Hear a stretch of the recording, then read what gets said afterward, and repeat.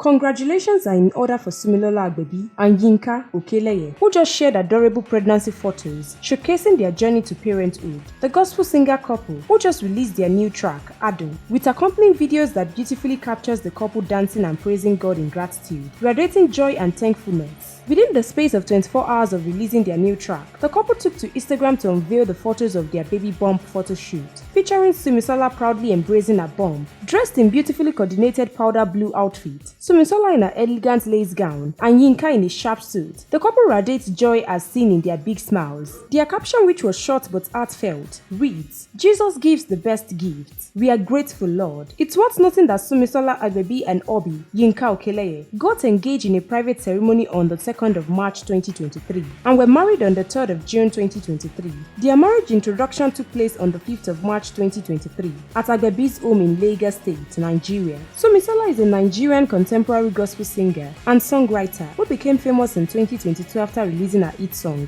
Kosheunti. She has since released several praise and worship songs, including My Daddy, Amazing, Aileyipada, and Bola. However, as of the time of filing this report, the lovebirds had yet to reveal the gender of their baby. Stay tuned to NaijaNews TV for more real-time updates and exclusive videos.